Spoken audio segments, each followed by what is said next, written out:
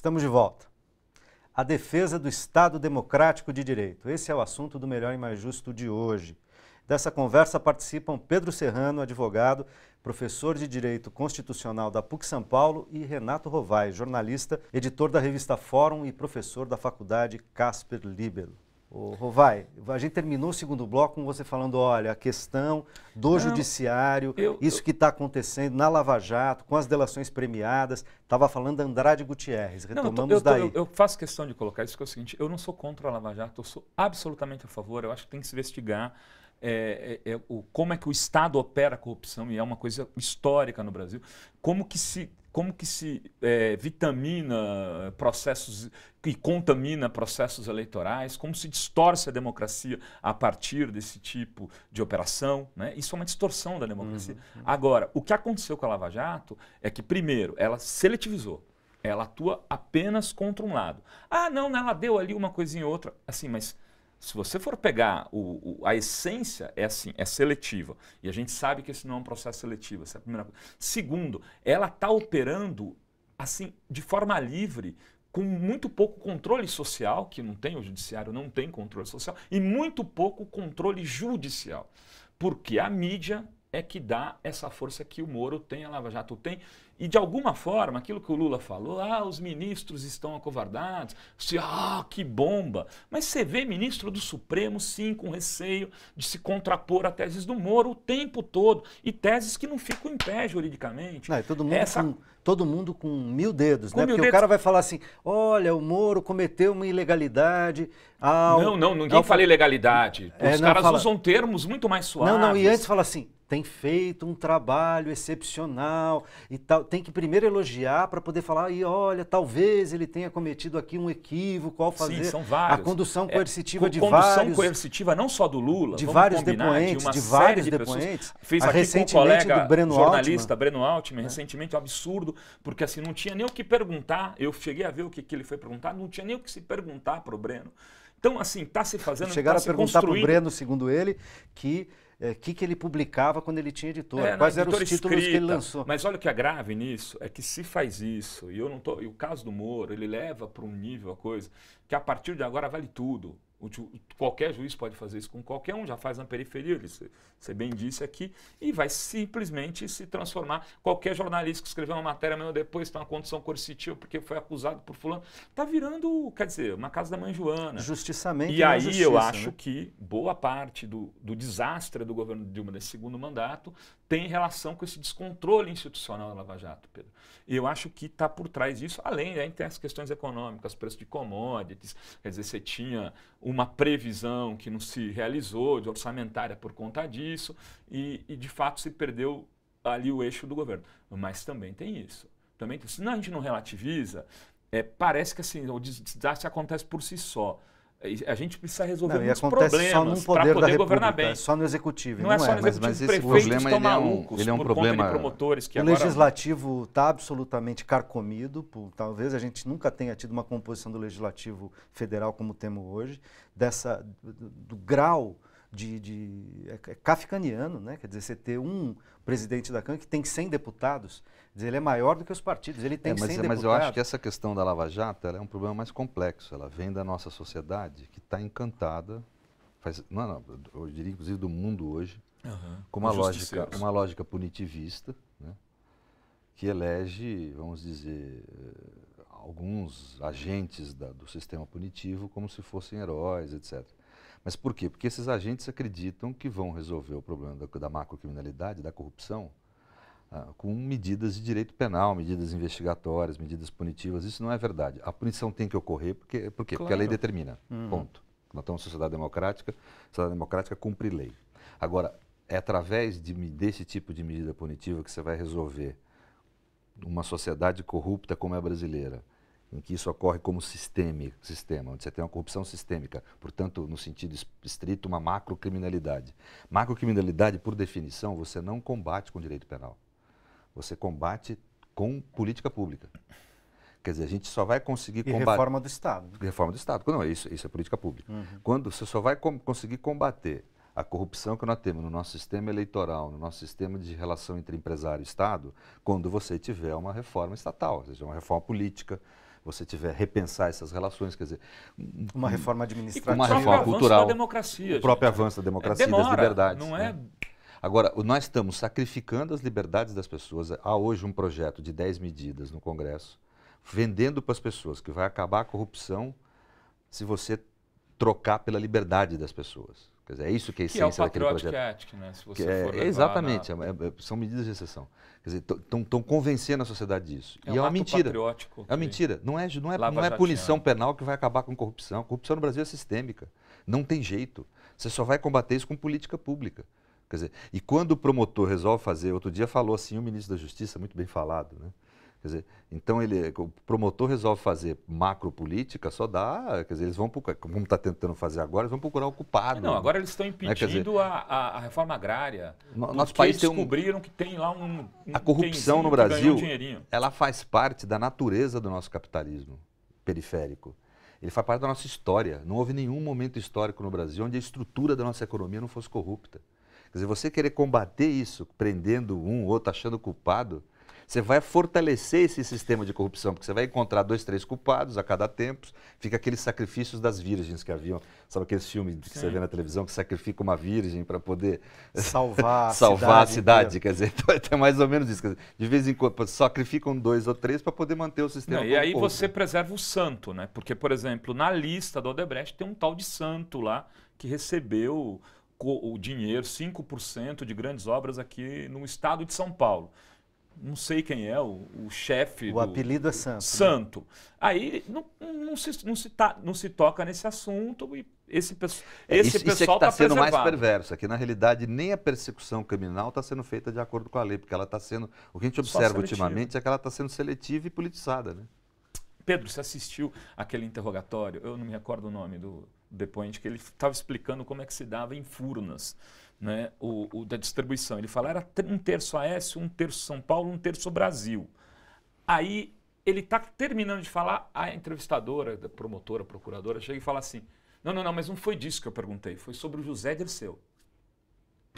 Termina assim. Quer dizer, ele está falando de um esquema de corrupção que implica o PSDB. E ela fala, não, mas não foi disso que eu perguntei, está gravado. Eu perguntei sobre o senhor José Dirceu. Quer dizer, chegamos num limite, quer dizer, que você não quer discutir corrupção, tá claro, você quer acabar com o espaço do espectro ideológico.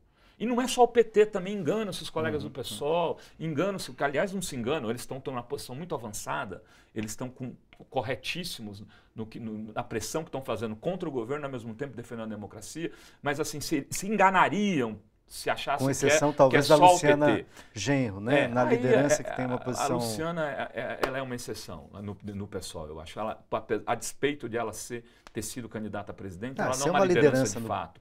Ela é uma liderança que se impõe mais por espaços midiáticos do que por convencimento da ampla maioria do partido. Enfim, é uma questão que tem a ver com movimentos sociais, com movimentos estudantis avançados, que vai... Por que esse pessoal de Goiás solta uma nota dessa agora? Tá claro, eles sabem quem é o lado, eles estão procurando o lado, não é a corrupção, não é a perseguição à política, não é nada, é um lado da política. Isso é muito grave, porque aí quando você fala de nazismo, está exagerando, eu não estou não. Não estou, porque é assim, quando você escolhe um lado para vitimizar, para acabar, você está tendo uma atitude fascista e nazista. Foi assim, ciganos, não só judeus, ciganos, judeus, gente de esquerda, foram combatidos pelo nazismo, porque se escolheu um segmento, e aqui está se escolhendo. E aí, qual que seria o dia seguinte desse golpe? Seria a cassação do PT enquanto partido político? Me parece muito objetiva essa consequência. Plausível, talvez né? A prisão do Lula, me parece razoável pensar desse jeito. Talvez a prisão de muitos líderes sociais, de dirigentes sindicais, de dirigentes do movimento da habitação, me parece talvez a tentativa de aprovar leis no Congresso, a lógica seria essa. Para fazer censura na internet, para diminuir os espaços na internet. Jornalistas, advogados, inclusive. Advogados já estão sendo, né? Estão sendo perseguidos, grampeados. Grampeados. Por que não porque eu não posso pensar, a partir do que vem sendo feito, de que isso seria a consequência se esse golpe se instaurar. Eu posso pensar sim, faz toda a lógica. Então, quando se defende que não se faça o impeachment dessa forma, está se defendendo que a consequência dessa atitude não seja essa que a gente está falando aqui. Até porque, desse ponto de vista, quer dizer, o Estado não pode ser bandido. Eu não posso ter um agente do Estado no judiciário, no legislativo, no executivo, que haja como bandido, ao arrepio da lei. Como disse o ministro Marco Aurélio Mello, ele diz, olha, no direito, os meios, os fins não justificam os meios, tá certo? Eu não posso cometer um ilícito aqui para chegar ao resultado que supostamente é o resultado que eu espero. Você não pode escolher o criminoso para depois procurar o crime. Porque isso é um ilícito na democracia. Mas você não pode conduzir as pessoas coercitivamente sob vara sem ter chamado para depor. Você não pode vazar um depoimento, quer dizer, até uma conversa... pode, né? Mas não se faz, né, Pedro? Acho que é um pouco isso que está colocado. Não pode, né? Não pode mesmo. Não pode, a lei nem mais, eu vou te falar, no caso do Lula, é gozado, as pessoas não deram para ele o direito de um cidadão comum, que seria ter sido intimado primeiro, não ir, para daí ser chamado sob vara, né? Agora, ele teria direito a mais do que o cidadão comum, porque como ex-presidente, ele poderia escolher hora, local para ser ouvido. Isso, por exemplo, um ex-ministro do Supremo, o Carlos Veloso, que falou contra ele nessa questão, tudo, o Carlos Veloso, quando foi intimado em 2008 pela PF, não aceitou a intimação, era uma intimação comum, não aceitou e exigiu ser ouvido e era ex-ministro do Supremo. Quer dizer, então o ex-ministro do Supremo pode escolher local e o ex-presidente da República, aliás, não? Olha, Pedro... Então, quer dizer, eu acho que na realidade... Eu tenho muito para falar de jornalistas. Houve uma ilegalidade grave ali. Agora, esses nossos juristas também, eu vou te dizer, assim, com raras exceções, a gente tem... Eu vi, assim, desses clássicos do Supremo, né, que saíram do Supremo, os que têm falado, os ex-ministros do Supremo, tem sido assim, uma aqui, que inclusive aqui de perto, o barbudão lá, o Eros Grau. Eros Grau, pelo amor de Deus, sabe? Assim, tudo bem, acho que você ter posições é absolutamente legítimo. O problema é que você avança contra a Constituição para poder ter posições. Né? Tá ficando assustador, você justifica qualquer coisa. Né? Você vai contra porque você tem um posicionamento político. Me parece que a gente poderia e deveria ser um pouquinho mais comedido nessas coisas, né, Pedro? O que eu fico olhando é que, claro, né, o campo do direito permite um conjunto de interpretações, a gente vê os juristas, os advogados interpretando para lá ou para cá. Sim, mas tem um pedaço das coisas que parece que é um direito positivo, né? Também. Que é assim, olha, só precisa ter crime.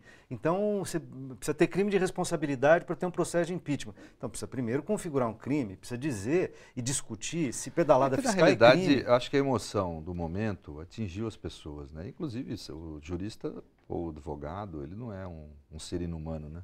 Não é um robô, não, é um ser humano, né? Então, ele às vezes deixa tomar pela emoção. O duro do tomar pela emoção é quando você, tomado pela emoção, passa a dar posições técnicas, né? Pois é, você e aí é ruim, isso, né? você não é uma pessoa eu física. vi você é uma instituição. Aí muito, quer dizer, nós vimos outro dia lá em frente a São Francisco alguns ali bem tomados pela emoção, assim, quer dizer. Não, aquele show da Janaína Pascoal, que é a advogada do impeachment. Ela é uma das proponentes, ela que foi fazer a defesa no Congresso dessa ação do impeachment. Aquilo, você olha e fala, o que é?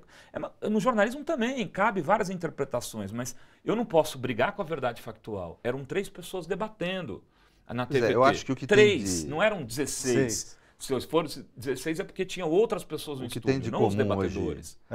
O que tem de comum hoje entre nós, os jornalistas, os advogados, é que a gente tem que, nesse momento, manter o equilíbrio, manter a calma, ter ponderação ao avaliar as coisas, né? Quer dizer, acho que não dá para você se deixar tomar por pulsões, assim. É difícil isso nesse momento, todos somos humanos, mas o maior esforço que a gente puder fazer para poder manter o distanciamento crítico, o equilíbrio, a ponderação é a melhor forma de lidar com esse momento, eu acho. Lidar com esse momento e garantir a democracia, porque a democracia pede isso, né? Serenidade, equilíbrio, construção da divergência. O respeito à outra opinião é fundamental no processo democrático. Claro. E acho que a despeito de todas as nossas debilidades nos últimos anos aqui, a convivência, e eu sempre disse isso, não estou dizendo agora, o PT e o PSDB fizeram mais bem ao Brasil do que mal. esse processo dessa distribuição desses últimos 20 anos. Com todos os problemas e todas as críticas que eu tenho ao PSDB, eu admito que foi muito para a democracia o respeito que os dois partidos tinham pela democracia como um projeto estratégico de país, garantiu coisas muito interessantes. Só que está se chegando... Degringolou, né? Chegou, eu espero que seja só um ataque de pânico e se resolva no futuro breve, que a gente não tenha esse corte, que esse impeachment não passe, que não venha com um papinho depois de novas eleições também, porque assim, é preciso pontuar isso, e o Pedro coloca com clareza. Qualquer subterfúgio agora que fuja ao o direito adquirido do processo eleitoral é subterfúgio e é rompimento de regras. E de certa forma é golpe. Aqui não tem referendo revogatório. Vamos fazer topas para o próximo mandato. Não vamos fazer como o Fernando Henrique fez, que criou a reeleição no próprio mandato. No meio do mandato. Senão, eu sou totalmente a favor do recall, o referendo. Eu sou totalmente a favor. Mas nunca poderia ser aplicado para este mandato. Claro, teria que ser discutido, construído como emenda. E aplicar. Mas isso seria uma oportunidade que o Brasil nunca faz, que seria muito boa, da gente aproveitar uma crise para criar uma solução para o futuro. Mas é que as soluções são sempre assim. A crise é matar um garoto, uma criança, de classe média. Aí vamos lá endurecer as leis. Então, aqui nessa crise, está se aproveitando para endurecer as leis. E não para criar medidas construtivas. Infelizmente. Por quê? Porque a mídia brasileira é um horror. A mídia brasileira tem tons de fascismo. E é ela que dá a pauta dos debates, das discussões. É ela que impõe a agenda para o Congresso, para boa parte dos juízes, para boa parte, inclusive, da sociedade que deveria fazer reflexões e construir caminhos para o país. Com isso, terminamos. Agradeço muito a presença de vocês, Pedro Serrano, Renato Rovai, e agradeço a você que está nos assistindo. Eu queria terminar mais ou menos como eu terminei a semana passada, nessa série de programas que a gente tem feito sobre a democracia.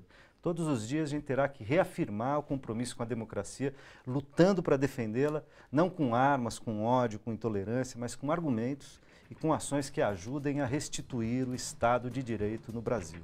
Cada voz é importante para construir um futuro melhor e mais justo para todo mundo. A gente se encontra na próxima quinta. Um forte abraço.